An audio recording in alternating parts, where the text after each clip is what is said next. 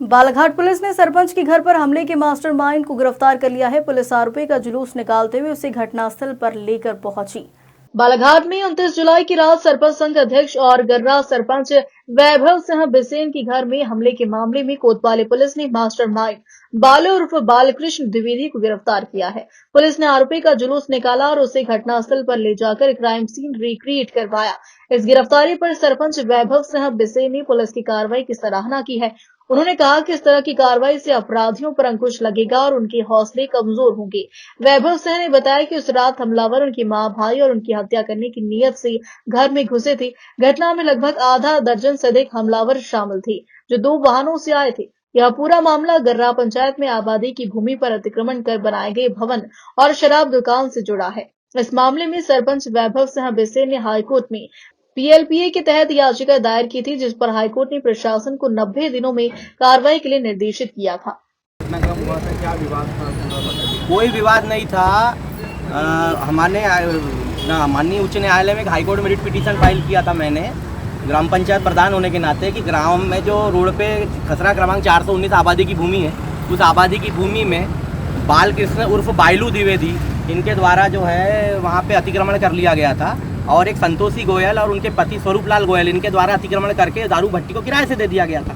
तो हमारे द्वारा ये रिट पिटीशन में फाइल करके वो उनसे पूछा गया कि भाई ये सरकार द्वारा जो पीएलपीसी का गठन किया गया है, पब्लिक लैंड प्रोटेक्शन सेल, इसका क्या कर रही है गवर्नमेंट? अगर ऐसे सरेआम जो अतिक्रमण होने लग जाएंगे तो ग्राम पंचायतें कहाँ जाएगी? और स्कूल के पास में आपने दारू भट्टी खोल ली, सड़क पे दारू भट्टी खोल ली। आप इतने बड़े करोड़पति आदमी हो, इतने बड़े क्रिमिनल और अपराधी माफिया आदमी हो, और आपके द्वारा जो है इस तरीके से 15-20 हज़ार 25 हज़ार स्क्वायर फीट में अतिक्रमण कर लिया गया। तो हम गाँव की जनता के लिए, अगर हमें सुविधा के लिए कोई चीज़ बनानी है, हमें आंगनबाड़ी बनानी, प्राइमरी स्कूल बनाना है, बच्चों के लिए लाइब्रेरी बनानी, कहाँ बनाएंगे? ये सवाल हमारे द्वारा माननीय कलेक्टर साहब से बार बार पिछले 3 सालों से पूछा जा रहा था, प्रस्ताव के माध्यम से पूछा जा रहा था, लेकिन किसी प्रकार का कोई संज्ञान राज्य अपना जिला सरकार द्वारा नहीं लिया गया। उसलिए हमने पिटीशन फाइल कर दी। पिटीशन क्रमांक था 24,516/2025।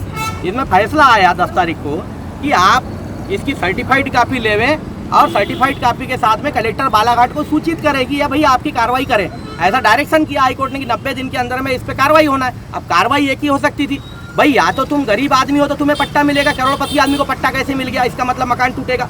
अगर आप सरकारी कर्मचारी हो तो आपको सरकारी जमीन का पट्टा कैसे मिल गया? गोयल परिवार को वो भी टूटेगा। तो ये लोग भयभीत हो गए और हमने जो है अपने पंचों के साथ, अपनी माता बहनों के साथ जाके जो जिस दिन ज्ञापन दिए, उसी दिन रात में मेरे घर पर जो है मेरे को जानलेवा हमला करवा दिए भाई, बंदूकें लेकर के। और अपराधी प्रवृत्ति के जो गुंडे लोग हैं, 17, 27, 28 मामले, ये बायलू द्विवेदी जो है इनके ऊपर में भी जो सन 2001 से मामले चल रहे हैं। बहुत कुख्यात अपराधी हैं। इनके द्वारा जो है पूरा मेरी मर्डर की सुपारी दे दी गई, मेरी माँ की हत्या, मेरे भाई की हत्या, मेरी हत्या, मतलब पूरे परिवार को साफ करने का प्लान था। उस इरादे से ये लोग मेरे घर के अंदर घुसे और इनके साथ में 20-25 हथियारबंद लोग थे।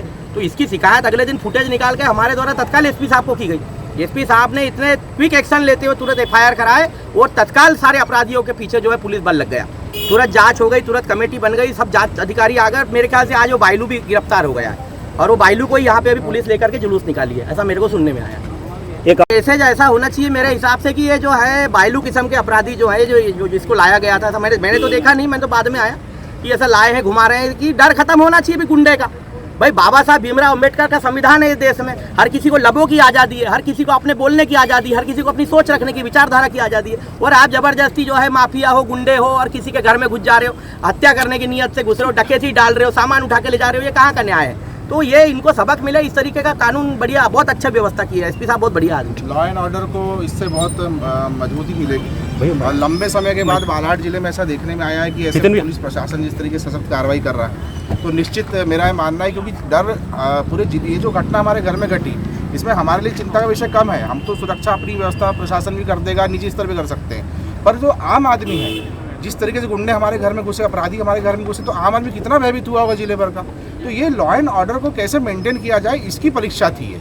और आज जो कार्रवाई एसपी साहब के पुलिस प्रशासन के माध्यम से उनको दिखाई दे रही है, जो गांव वालों को, जिले वासियों को, आपके माध्यम से प्रदेशवासियों को दिखाई देगी, इससे निश्चित बालाघाट जिले में माननीय कलेक्टर महोदय, माननीय एसपी महोदय, पूरे जिला प्रशासन का जो एक मेमोरेंडम जो दिखेगा पब्लिक में, एक जो एक लॉ एंड ऑर्डर को मेंटेन करने की इनकी ताकत दिखेगी, जो जनता देखना चाहती है। उसके लिए हम पूरे प्रशासन का और मैं राजनेताओं का भी धन्यवाद करता हूँ कि मैंने इस विषय पर सभी जिले के राजनेताओं से चर्चा किया था और सभी राजनेता, सांसदों, विधायकों, सभी ने कहा था कि इस मुद्दे पे जो है कड़ी कार्रवाई होनी चाहिए, क्योंकि ये घटना किसी के साथ भी हो सकती है। बालाघाट से फिरोज डोंगरी की रिपोर्ट।